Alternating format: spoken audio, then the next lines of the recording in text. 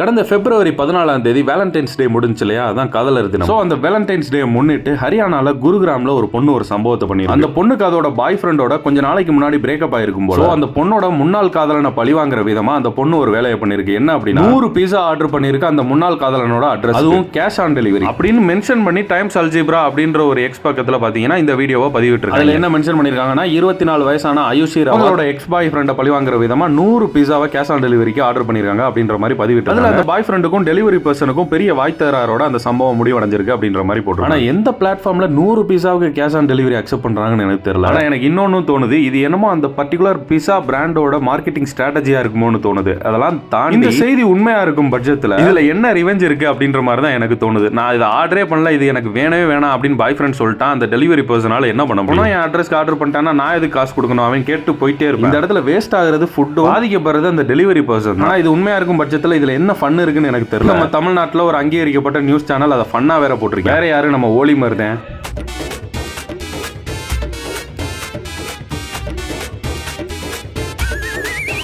ஓலிமர் இதுவே தமிழ்நாட்டில் நடந்துருச்சுன்னா என்ன தெரியுமா பண்ணிருப்பேன்? சீரியஸான மியூசிக்கை போட்டு தன் முன்னாள் காதலனை பழிவாங்க உணவை வீணடித்த பெண் அப்படின்னு போட்டிருப்பேன்.